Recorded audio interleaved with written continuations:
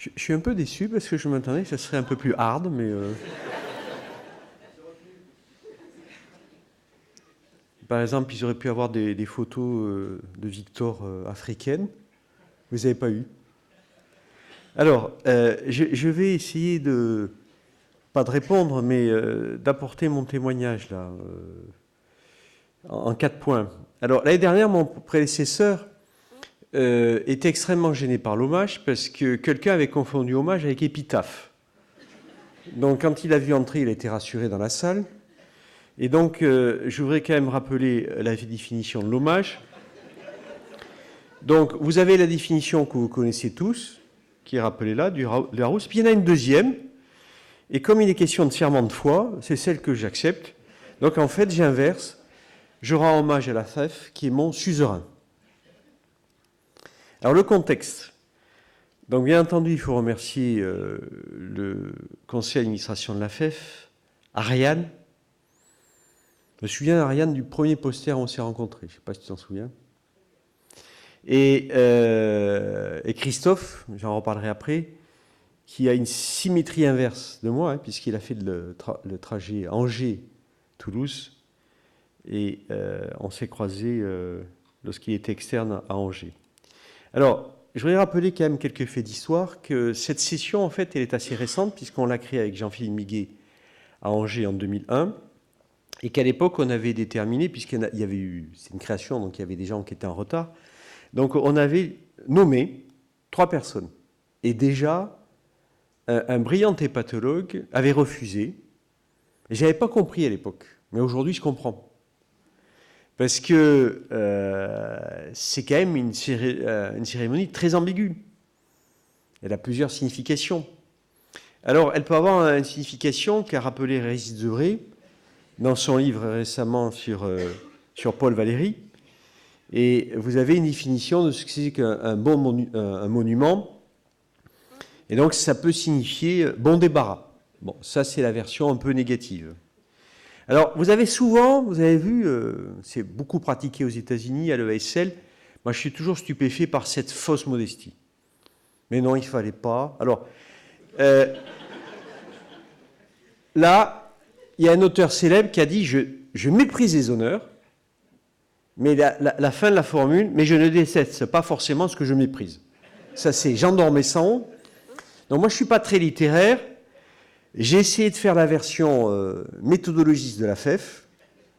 Donc, je suis là par pur hasard, mais le hasard n'existe pas. Hasard ratio à 0 et P inférieur à l'infini. Alors, en fait, là, tout ce que vous avez entendu tout à l'heure, il y a du récit, mais il y a la fiction. Donc là, un des grands penseurs du XXIe siècle, vous le savez, c'est celui qui a écrit Sapiens, mais il a écrit 2 autres livres. Donc il dit que la vérité n'est pas la priorité d'Homo sapiens. Et en fait, il dit que la vérité, ce qui anime l'homme, c'est entre un souci de vérité et un souci de fiction. Et certains éléments quand même que vous avez eus sont nettement fictionnels, mais je m'attendais à pire. Alors, les plus érudits dans la salle, je vous laisse deviner quel est derrière ce titre abrégé de journal, le journal. Je ne sais pas si vous avez trouvé. En fait, il va naître devant vous, puisque c'est le journal éphémère de la fake hépatologie. Parce que quand même, il y a beaucoup de fake. Alors, vous savez que j'aime bien l'histoire, et donc j'ai essayé de rechercher quelle était la plus ancienne trace de la fake hépatologie dans l'histoire du monde. Alors, vous savez que je m'intéresse aux tests, mais là, ça a commencé par les tests invasifs.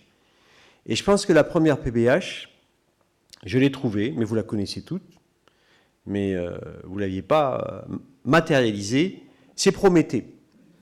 Donc, dans Prométhée, là, vous avez un fragment qui ferait bondir de joie Valérie, Nathalie et les autres.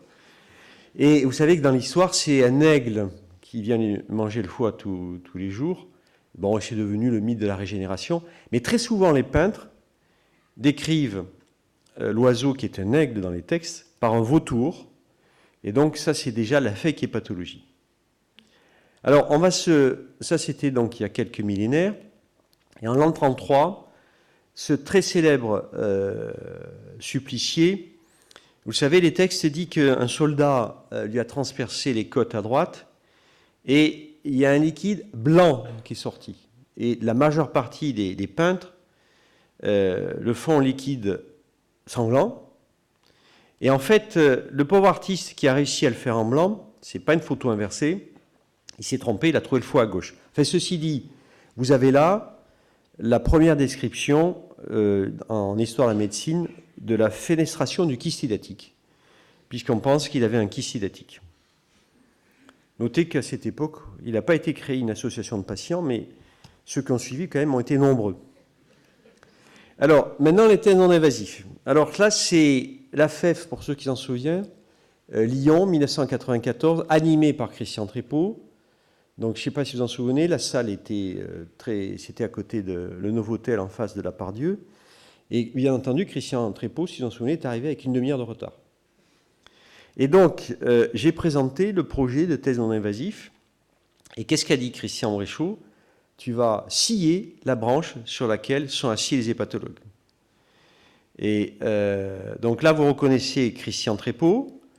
Là, depuis, j'ai compris que la PBH, ça voulait dire première branche de l'hépatologie. Je ne savais pas jusqu'à présent. Et puis là, vous reconnaissez Pierre Bédossa, avec sa chevelure abondante. Paulette Bulac-Sage, avec toujours sa tenue très visuelle. Et puis, parmi les hépatologues, là, vous notez qu'il y en a un qui est un peu plus près que les autres. Il s'appelle Thierry Poinard. Donc aujourd'hui, je vais quand même vous révéler quelques secrets de la FEF. Et en fait, comme il a été rappelé récemment, c'est la seule diapo scientifique, mais je vous montre du factuel. Donc là, Thierry Poinard avait inventé le premier test de cirrhose. Et l'équipe angevine a, ici, en 1997, entraîné le premier test de fibrose.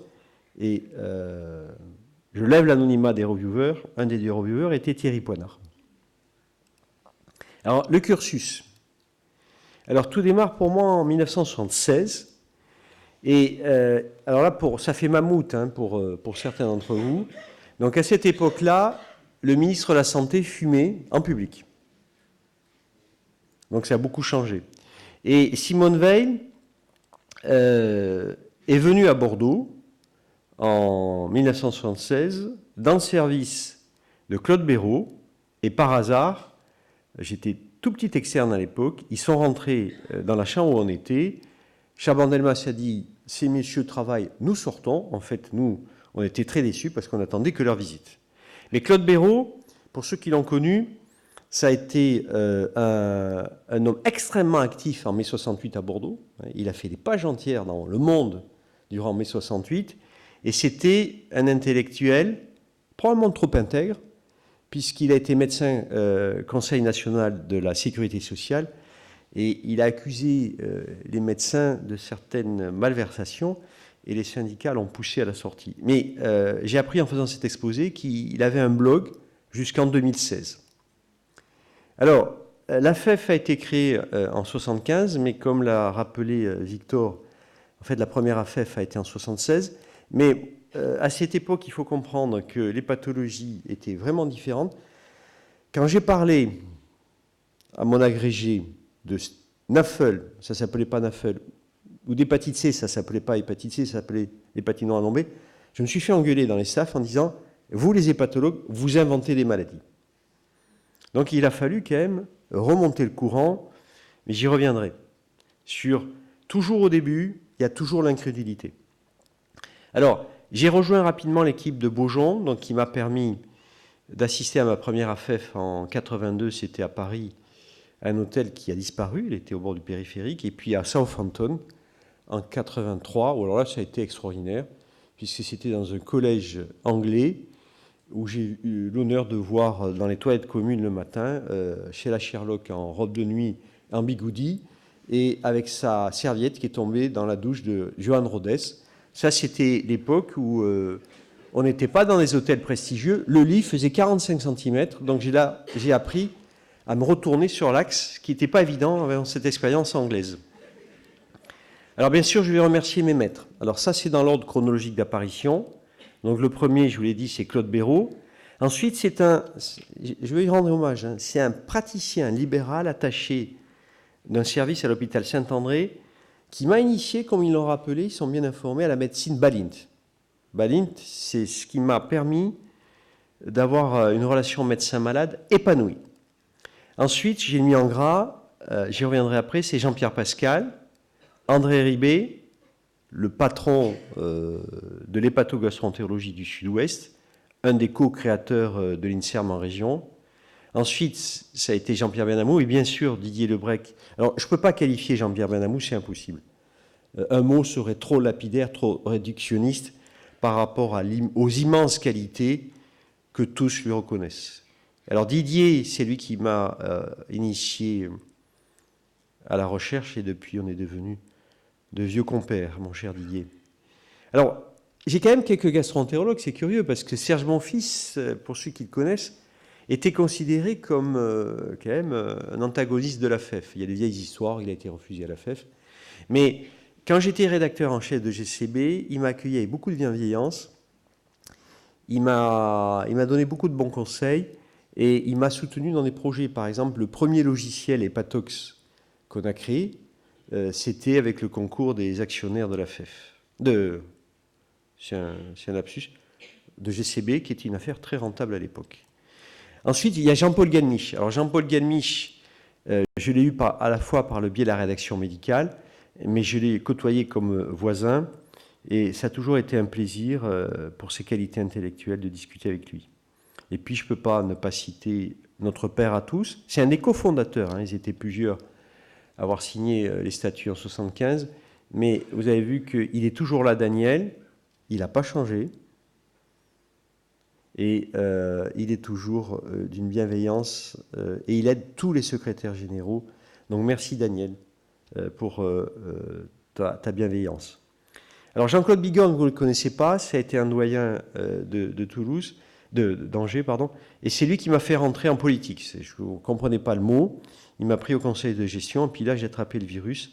Donc j'ai fait 10 ans de mandat en vice-doyen, pas vice-doyen recherche, vice-doyen d'université, vice-président innovation.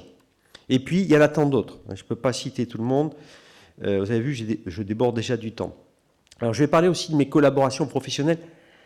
Ce n'est pas forcément les meilleurs d'entre nous, mais c'est ceux avec qui j'ai travaillé, avec qui j'ai plaisir à travailler. Donc là, vous avez Jean Calabé, qui est hépatogastroentérologue à Agen actuellement. Jean-Pierre Vinel, vous ne le connaissez pas tous, mais c'est à mon sens le plus beau CV administratif de l'hépatologie française. Il a été, ce qui est extraordinaire, doyen, président de CME, doyen, président d'université. Et bien entendu, président du CNU. Alors, le prochain pourra faire crisper au sourire. Mais j'ai été au syndicat des chefs des cliniques pendant 2 ans avec Philippe Douce-Blazy. Et ce qui est important, c'est quand même de connaître des hommes politiques. Et vous allez comprendre après pourquoi.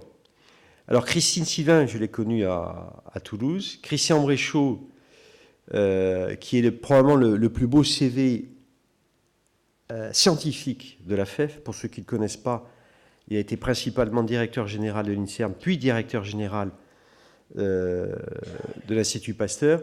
Et ce qu'on peut regretter avec Christian, c'est la fuite des cerveaux aux États-Unis, puisqu'actuellement, il est titulaire de 3 fonctions aux États-Unis, donc vice-doyen recherche, Université de Tampa en Floride.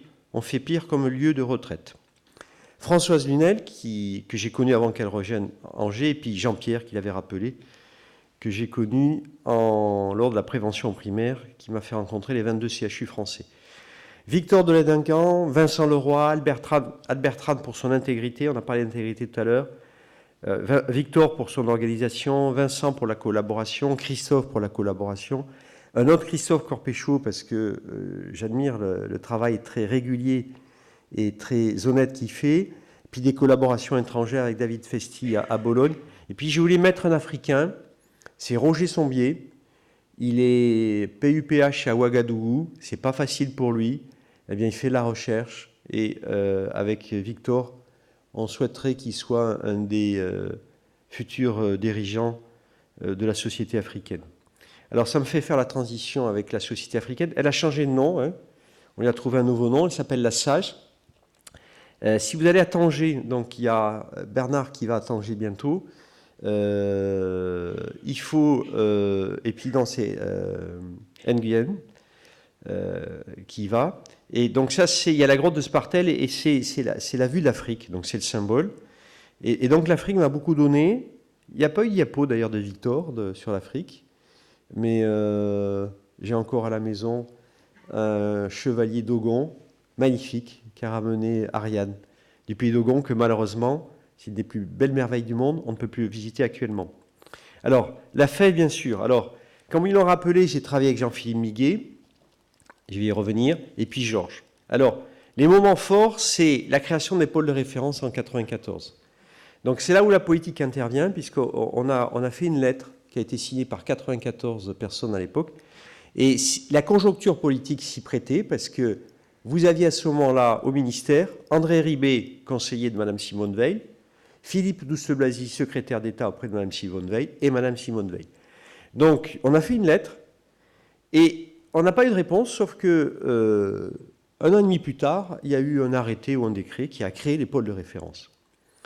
Donc le club d'hypertension Portal, c'est une idée, en discutant dans la rue, je peux voir la maison, avec Jean-Pierre Vinel et Didier Lebrec à Bavéno, au bord du lac Majeur. Puis la Fédération des réseaux, en 98. Là, j'étais dans un amphithéâtre de Necker qui avait été prêté par Saint-Islas. Il y avait du monde, il y avait 200 personnes. Et la grande majorité était contre la création de la fédération. Et ce qui est important, c'est que vous voyez, quand vous avez une idée dans laquelle vous croyez, il faut persévérer, parce qu'à l'époque, il n'y a pas beaucoup de gens qui y croyaient. Bon, on a été sollicité pas mal à cette époque pour la création des associations de patients. C'est pas évident, mais il y en avait une petite dizaine à l'époque. Et en fait, on a, en discutant avec les interlocuteurs, aidé SOS Hépatite à émerger, parce qu'il y avait des associations qui n'étaient pas loin du tribunal pénal. Donc il faut remercier SOS Hépatite, qui est devenu grand et qui a été un partenaire majeur. Alors, pendant que j'étais secrétaire général, les moments forts, ça a été le vaccin, l'hépatite B. Donc il faut savoir que j'ai été nommé le 1er novembre 1998, et à 4 heures du matin, Bernard Kouchner a décrété que la vaccination en milieu scolaire ne se ferait plus par les médecins scolaires. Donc là, avec Jean-Philippe Miguet, on a vécu 15 jours infernaux. Ça s'est terminé rue des Saints-Pères, dans un petit hôtel. On a négocié jusqu'à 2 heures du matin avec la Société française de neurologie pour se mettre d'accord sur un texte consensuel. Puis le lendemain, il y avait une conférence de presse où assistaient Daniel Dumont, Christian Bréchot, à la faculté de médecine des Saints-Pères à Paris. Il y a eu quand même des moments difficiles. On a eu une peau de banane. Ça s'appelait avant l'INVS. Et un de nos collègues a envoyé une lettre interne à la FEF. Et on a été convoqué un samedi matin dans le bureau du directeur général de la santé. Il était très sympa, il nous a fait la morale, mais il nous a dit « vous devez davantage collaborer ». La fondation aussi a été une peau de banane, puisqu'on avait réussi pratiquement à créer la fondation, abritée par la Fondation de France, boulevard Hoche à Paris. Et puis certains de nos collègues nous ont mis les peaux de banane. Donc je suis heureux de constater aujourd'hui que tout est apaisé avec ses collègues, comme l'a rappelé hier Christophe. Il y a eu la création de la FMC, qui marche bien. Et puis quand j'étais président, je ne dirais pas grand-chose, parce que c'est quand même surtout à Georges Pajot de faire le bilan. Mais le moment le plus fort, ça a été un moment d'égarement. J'en dirai pas plus, parce que ça a été assez douloureux. Mais il a fallu qu'on écrive une lettre à un juge new-yorkais pour aider l'un de nos membres qui avait eu quand même un moment d'égarement. Donc ça a été une période assez difficile, qui a été mondialisée, puisqu'on avait des interlocuteurs dans plusieurs pays. Alors, les sociétés savantes, je vais terminer pratiquement là-dessus. Bon, je n'ai pas l'expérience de Daniel, mais ça me fait 37 ans de suivi. Donc je vais dire... Alors, je ne suis pas un grand littéraire, donc je vais citer quelques grands auteurs. La création des sociétés savantes en France, c'est le XVIIIe siècle, le siècle des Lumières, et notamment l'Académie des sciences. Vous avez Elisabeth Badinter, qui a écrit 3 tomes de 1500 pages sur ça. Et déjà, en épigraphe, là, elle dit que la libido de la science n'est pas très loin de la libido de la domination. Et le message d'Elisabeth Badinter, ça alors là, il faut le méditer, c'est que tous les gens qui étaient connus à l'époque n'ont laissé aucune trace dans les sciences, et que ceux qui n'étaient pas considérés par leur père à l'époque, ce sont ceux qui ont laissé des traces, en particulier Diderot et d'Alembert. Donc ça, c'est le message d'Elisabeth Badinter. Je ne fais que vous le transmettre. Alors ensuite, la difficulté qui a été mise en exergue par mes précédents collaborateurs et puis par Daniel, c'est la phrase, parce qu'on est quand même au bord de la Méditerranée, le penseur de la Méditerranée, c'est Paul Valéry. Bon, Pierre Bourdieu l'a dit sous d'autres formes, c'est une pensée qui est classique, c'est que tout ce qui est simple est faux, mais tout ce qui ne l'est pas est inutilisable. Et je vous fais remarquer que d'un point de vue méthodologique, cette phrase est compréhensible, donc elle est fausse. Alors, les 3 phases de la recherche, c'est hyper important, notamment ça c'est pour les jeunes. Parce que c'est la loi de Schopenhauer que j'aime bien. Je ne sais pas si dans la salle, Jean-Charles m'a fait faire un éditorial là-dessus récemment. D'abord, la vérité, elle est ridiculisée. Donc vous avez vu souvent ici, il y a des trucs qui arrivent, puis il y a des commentateurs, dont je fais partie parfois, qui sont un peu critiques. Ensuite, elle subit une forte opposition. Ça, c'est bon signe. Et enfin, vous êtes complètement exproprié de votre idée, parce que tu n'as rien inventé, c'était évident, et en fait, c'est même pas toi qui l'as inventé, c'est l'autre. Donc ça, c'est une loi de Schopenhauer qui est fondamentale dans les sciences. Alors, il y a un moteur inconscient, c'est la rivalité mimétique. Alors, il y a du plus, parce que c'est un moteur, mais quand vous connaissez bien la rivalité mimétique de René Girard, et puis il y a des sociologues et philosophes, il faut quand même le connaître parce que ça permet quand même de se réguler dans ses relations. Alors le travers, ça c'est, il y en a certains qui savent que j'aime bien un des penseurs majeurs du XXIe siècle, qui est notre collègue universitaire israélien Harari. Il dit quand même que les gens que nous combattons le plus souvent sont les membres de notre propre famille. Ça, on doit méditer parce que je pense quand même qu'on ferait bien, par exemple, de critiquer les naturopathes, les phytothérapeutes. Donc on a quand même beaucoup de gens pour lesquels on pourrait combattre et donc chercher ailleurs un exutoire à nos ressentiments qu'on a parfois. Alors un terme que j'aime bien, mais il est linguistiquement difficile parce qu'il y a un A privatif, c'est l'acculturation. Donc là, je cite un des premiers grands penseurs, un des premiers grands européens, qui est Spinoza, qui dit qu'en fait, il faut essayer de ne pas trop critiquer ce qu'on a un peu tendance à faire, mais il faut essayer de comprendre. Et ça, c'est développé par Harari sous le terme de culturisme. Alors, ce n'est pas le culturisme bodybuilding, c'est le culturisme qui remplace le mot racisme.